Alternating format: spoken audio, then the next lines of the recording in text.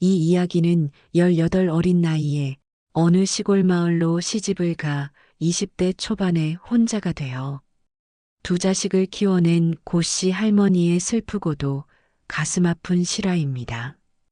이야기의 흐름을 자연스럽게 하기 위해 할머니의 입장이 되어 사연을 들려드리겠습니다. 나는 남편과의 사이에서 아들 하나, 딸 하나를 낳았지만 몇 년 살다 20대 초반쯤 돼서 혼자가 되었습니다. 남편 없이 두 아이와 험한 세상을 헤쳐나가야만 했습니다. 그때 그 시절에는 남아선호 사상이 짙던 때라 나에게는 당연하듯 딸보다는 항상 아들이 우선이었습니다. 딸은 국민학교 1학년인가 2학년인가 다니다 그만두었습니다. 아니 그만두게 했습니다. 그런 딸은 9살이 될 무렵부터 밥을 짓고 빨래를 하고 집안을 돌보았습니다. 반면 아들은 좋은 옷 입히고 고기 반찬 하나라도 더 얹어 먹이며 온갖 기대와 사랑을 쏟아부었습니다. 딸이 고기 반찬에 젓가락이라도 대면 나는 모질게 혼내며 김치나 나물 같은 것만 먹였습니다. 항상 좋은 것만 입고 좋은 것만 먹고 좋은 것만 하는 오빠가 부러웠던지 어느 날 딸은 학교에 가고 싶다고 나에게 애원하듯 말했습니다. 하지만 나는 그때도 여자가 배워서 뭐 하려고 라며 모질게 딸에게 화를 냈습니다. 착한 딸은 반항은커녕 그렇게 살아야 하는 줄 알았나 봅니다. 그 뒤로는 단 한 번도 학교 얘기는 한 적이 없었으니까요. 저도 그때 그 시절에는 당연히 그렇게 사는 줄 알았습니다. 나는 억척스럽게 일을 하며 생계를 유지하면서 돈도 모았습니다. 세월이 흘러 아들은 고등학교까지 졸업을 했고 아들과 딸 모두 성인이 되었습니다. 그리고 각자 좋아하는 사람도 생겼습니다. 하지만 아들이 좋아하는 여자는 착하고 참한데도 불구하고 내 욕심으로 내 성에 안 차. 나는 그 여자를 찾아가 헤어지라고 모질게 강요했습니다. 그리고 딸 또한 좋아하는 남자를 절대 반대하며 아들과 딸 모두 제가 정해둔 집안의 사람과 결혼을 시켰습니다. 그때는 제 자식들이 조금이라도 잘 사는 사람과 결혼해서 돈 걱정 없이 행복하게 살길 바랬습니다. 하지만 그때는 몰랐습니다. 제가 정해준 아들과 딸의 결혼이 살면서 평생 후회와 상처와 큰 아픔과 불행이 될 거라는 것을요. 며느리는 아주 악랄하고 독종 중에서도 아주 무서운 독종이었습니다.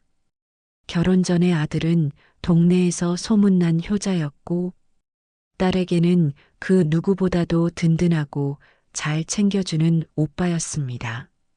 하지만 결혼 후 그런 아들이 360도 전혀 다른 사람이 되어갔습니다. 며느리의 치마폭에 쌓여 나와 딸은 이미 아들의 머리와 마음 속에는 없는 사람이었습니다. 아들의 사업이 승승장구하며 돈을 잘 벌고 항상 자기 편을 드니 며느리의 기세는 하늘을 찔렀습니다. 하늘이 무서운지 모르고 나와 딸에게 무시와 괄시는 기본이었습니다. 아들네 집에 가면 며느리는 나를 대놓고 쫓아냈고 밥 한 끼 내주지 않았습니다. 돈이 필요할 때 나에게 돈 달라고 할 때도 아주 당당했습니다. 하지만 아들 또한 그런 상황들을 방관했기에 나는 며느리에게 어떠한 말도 할 수가 없었습니다.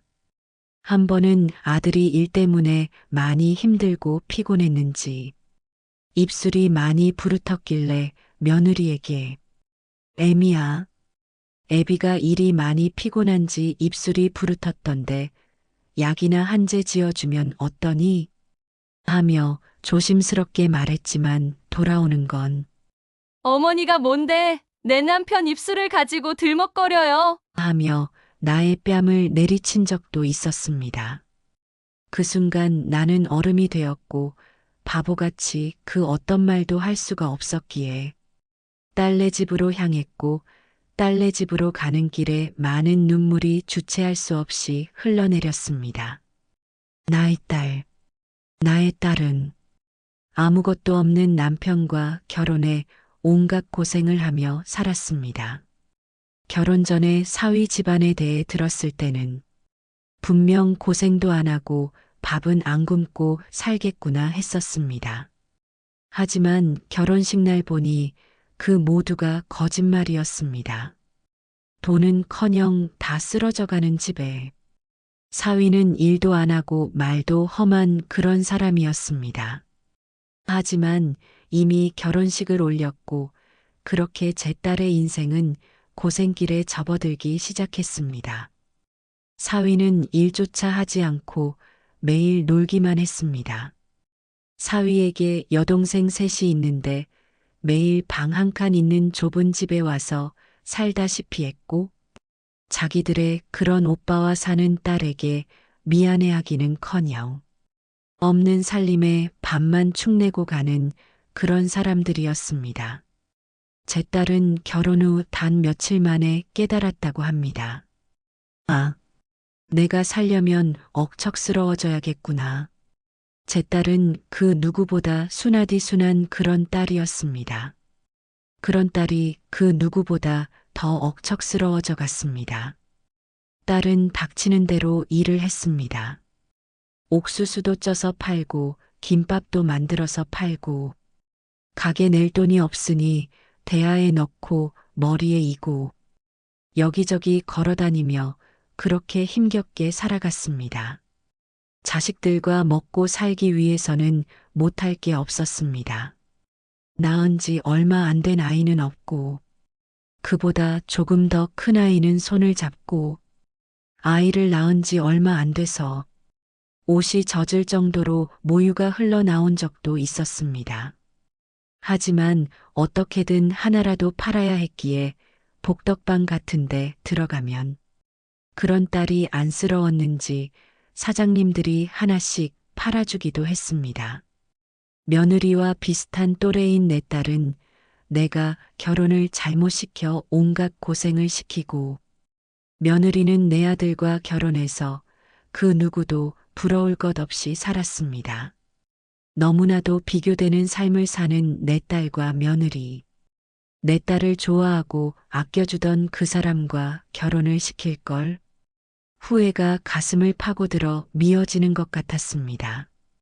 시간이 어느 정도 흘렀을까? 음식을 아주 잘하던 딸은 음식점에서 주방 일을 하며 능력을 인정받아 주방장까지도 올라갔으며 예전보다는 그래도 살림이 조금씩 나아지고 있었습니다. 그런 딸을 위해 나는 딸이 일하는 시간에는 손녀들을 봐주었습니다.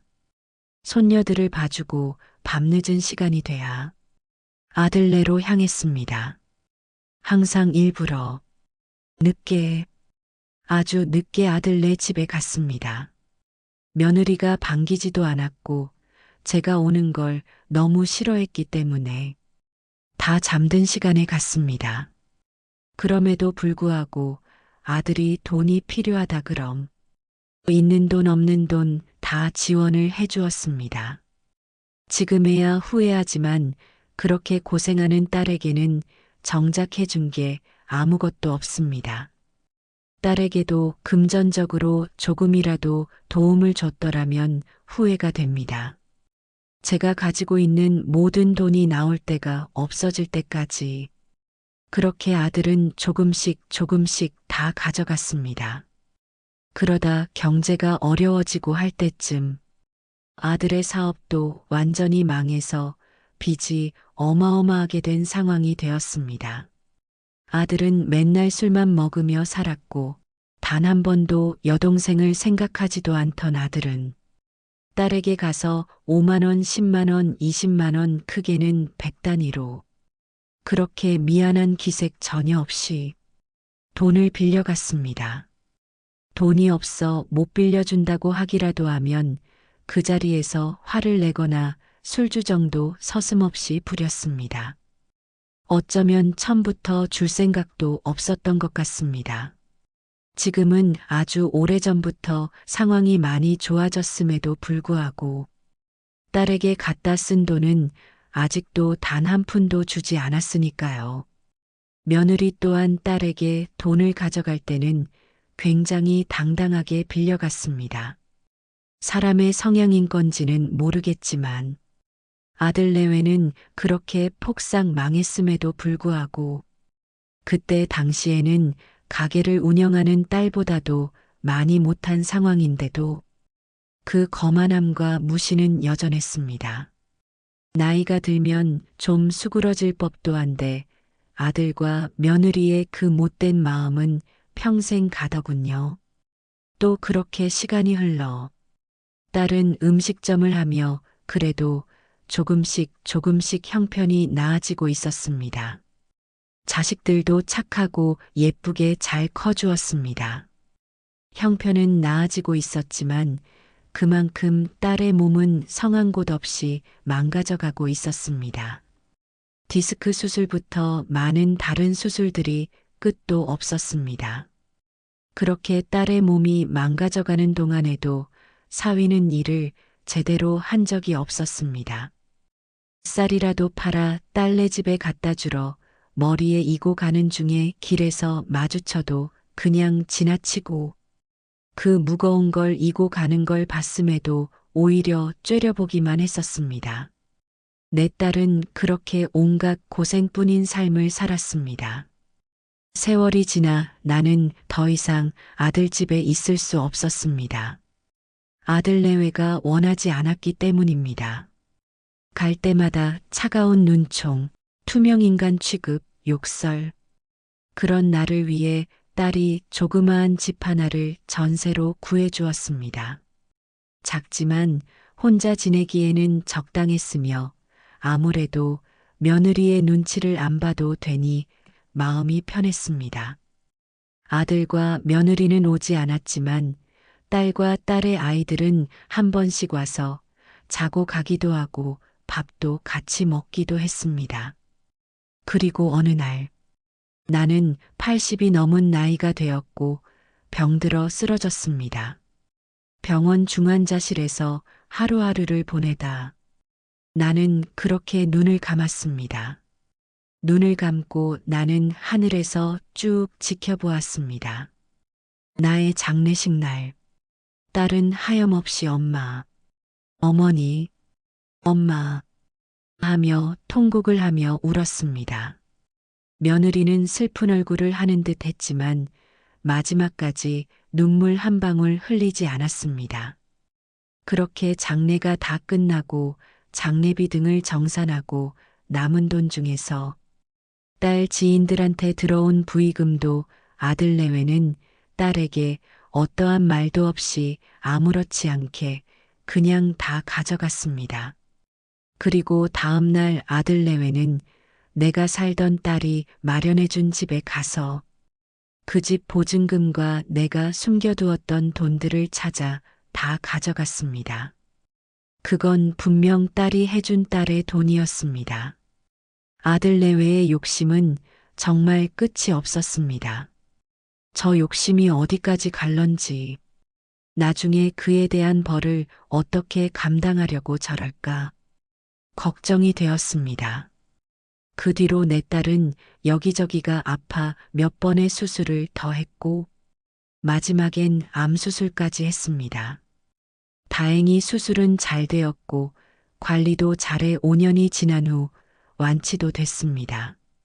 하지만 워낙에 젊을 적부터 고생을 많이 한지라 몸이 여기저기 아픈 건 어쩔 수가 없었습니다. 그것이 이제는 정말 마지막 수술이 되어 남은 생 동안에는 아프지 말고 즐기며 살았으면 좋겠습니다. 내가 죽은 지 벌써 수십 년이 지났지만 딸은 지금도 여전히 나를 그리워합니다.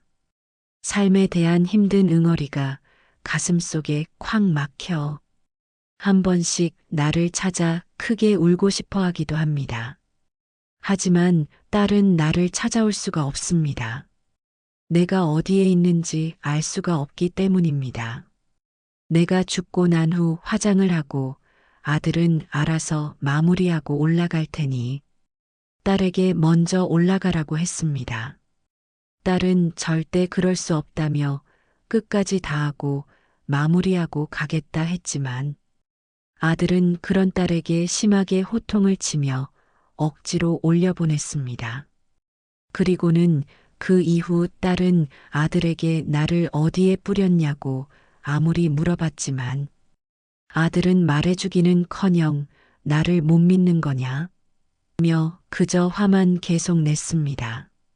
어떻게 보면 아들도 이해가 안 가겠지만 딸이 너무 아들에게 말 한마디 못하고 당하고만 사는 거 아니냐고 할 수 있겠지만 딸은 그랬습니다. 아들은 평소에도 자기가 제일 어른이다라는 그런 생각으로 가족을 대했고 하대했던 사람이라 딸은 아마도 어쩌면 기가 죽고 또 오빠기 때문에 그저 오빠 대우를 해준 것 같습니다.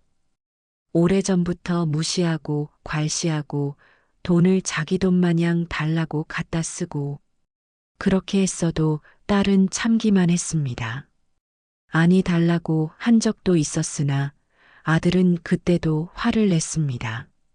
하지만 이번만큼은 절대로 참을 수가 없기에 몇 번을 물어보고 또 물어보고 했지만 아들이 대답을 안 해주니 딸은 알 수가 없습니다.